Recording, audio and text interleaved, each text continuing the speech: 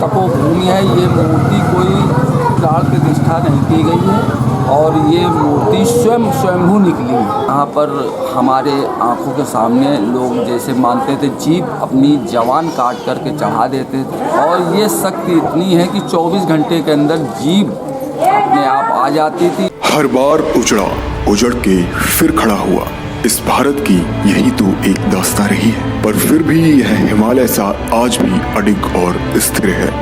जितना पुराना भारतवर्ष है उससे भी कई पुराना है इसका इतिहास। बस तो आइए चलते हैं इतिहास के पन्नों से ओझल उन व्यक्तित्व के पास जिन्हें हमने, आपने और शायद कहीं न कहीं इस इतिहास ने भी भुला दिया, क्योंकि हर एकांत हमसे और आपसे कहता है अपने होने का वजूद और कहानी ओझल की। नमस्कार, मैं अभिषेक चौहान ओझल के सफ़रनामे में एक बार फिर से आपको लेकर चलता हूँ। आज का सफ़रनामा निकल चुका है माँ तपेश्वरी की तरफ। माँ तपेश्वरी, जैसा कि नाम से ही ये समझ में आता है, जो तप की स्थिति रही। कहते हैं कि सैकड़ों वर्षों पुराना यानी रामायण काल से जुड़ा ये स्थान है। तो आइए चलते हैं माता तपेश्वरी की और कराते हैं माता रानी के दर्शन।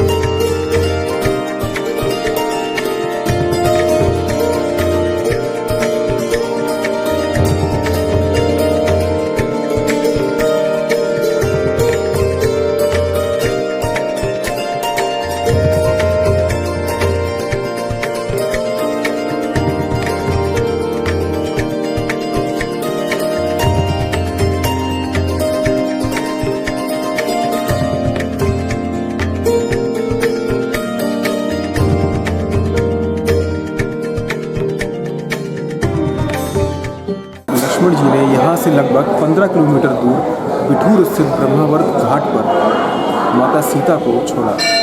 कहते हैं वहाँ पर माता सीता ने अपने पुत्रों को जन्म दिया, लव और कुश। पर पुत्रों के जन्म से पहले माता सीता ने इस जगह पर कठोर तपस्या की। कहते हैं कि माता सीता ने पुत्र प्राप्ति के लिए यहाँ पर कई दिनों तक तपस्या की और उसके बाद लव कुश 2 पुत्र रत्नों को प्राप्त किया। और जब उसके बाद जब लवकुश का जन्म हुआ तब यहाँ पर आकर लोगों की मान्यता है, या ये कह लें कि लोग ऐसा कहते हैं, यहाँ पर आकर माता सीता ने लवकुश का मुंडन संस्कार भी कराया। माता सीता ने तपस्या की थी जब उन्हें वनवास हुआ था। उनकी तप से माता जी प्रकट हुई और जब माता जी को वनवास हुआ तो सर्वप्रथम अयोध्या से बिठूर आई थी। क्षण मात्र के लिए कुछ दिन यहाँ काटे, उसके बाद चित्रकूट चली गई।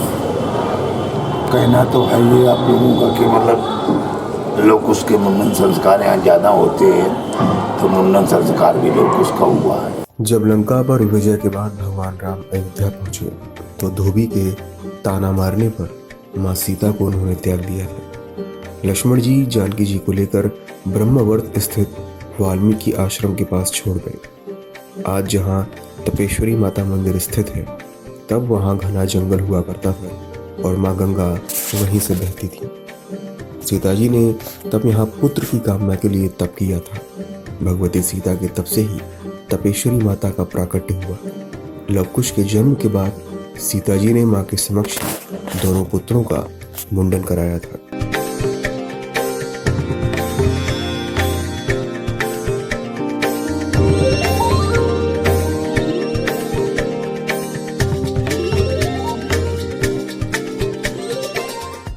हमारे साथ हैं अमरनाथ गुप्ता जी। ये तपेश्वरी माता के गेट के सामने ही इनकी दुकान है और लगभग ये 100 वर्षों पुरानी दुकान है। तो मैं इनसे, और ये यहाँ पर इनकी चौथी पीढ़ी है माता के चरणों में बैठकर ये माता की सेवा कर रही है। तो मैं इनसे जानना चाहूँगा कि आखिर माता का इतिहास क्या है और लोग क्यों यहाँ पर आते हैं। माता जी तपेश्वरी का इतिहास ये बहुत पुराना है, हजारों साल वर्ष पुराना है। यहाँ पर सीता जी ने तपस्या की। तपस्या करने के बाद यहाँ पे तपोभूमि है। ये मूर्ति कोई प्राण प्रतिष्ठा नहीं की गई है और ये मूर्ति स्वयंभू निकली है माता तपेश्वरी, इसीलिए इनका नाम माँ तपेश्वरी स्थल पड़ा। हजारों वर्ष पूर्व हमारे बुजुर्ग कहते थे जहाँ पे माँ की मूर्ति है यहाँ से गंगा जी इनके चरणों से, यहाँ पर माता जी का तपस्या करने के बाद कहते हैं कि बिल्कुल में जो लौकुश का जन्म हुआ मुंडन माँ तपेश्वरी के इसी प्रांगण स्थान पर हुआ है, जो आज भी यहाँ पे मुंडन की प्रथा बड़े दूर दूर से हिंदुस्तान के चारों ओर कोने से लोग आते हैं। मुंडन और शुभ संस्कार, शादी ब्याह कार्यक्रम जो भी होते हैं, और ये माता जी का इनका निवास स्थान ही यहीं है। ये माँ जैसे कि मुंबई की मुंबा देवी काली, कलकत्ते की काली जी, कानपुर की 84 घंटे वाली, होते 24 घंटे मगर इनका नाम 84 घंटे क्यों पड़ा, क्योंकि ये 84 घंटे अपने स्थान से जाती ही नहीं। इनका सरल स्वभाव है, इनके यहाँ पे इनका स्थान है और मन्नत यहाँ पे लोग मानते हैं। आज से 40 वर्ष पीछे जाए तो यहाँ पर हमारे आँखों के सामने लोग जैसे मानते थे, जीभ अपनी जवान काट करके चढ़ा देते थे। जदुआ यहाँ के मेन मुख्य पुजारी हुआ करते थे, वो पुलिस केस हो जाता था, पुलिस को आदेश दे देते थे हमारे पुजारी में कि यहाँ उनको छुआ ना जाए। और ये शक्ति इतनी है कि 24 घंटे के अंदर जीभ अपने आप आ जाती थी और फिर वो भक्त, ये कुंड बना हुआ पर उस पर जो है यज्ञ वगैरह जो हवन कुंड करवाने के बाद, पूजा पाठ करने के बाद पुनः जीव उसकी जीभ आने के बाद यहाँ पर संपूर्ण कर लेते हैं। और ये करीब ये फिर बोर्ड लगा दिया गया कि यहाँ पे भी कोई भी जो है वध टाइप का जो है, पहले यहाँ पे बकरे वगैरह भी वध हुआ करते हैं। फिर इसी को देखते हुए उन्होंने आदेश दिया, ये माँ का आदेश है, तो उन्होंने फिर मना कर दिया कि यहाँ पर जो है कोई भी भक्त जीव। तो आज से 30-40 वर्ष के बाद से अभी तक का ऐसा कोई नहीं हुआ। जवारे आते हैं, शान आने लगती है, जवारे की भी बड़ी मान्यता है इस माई में।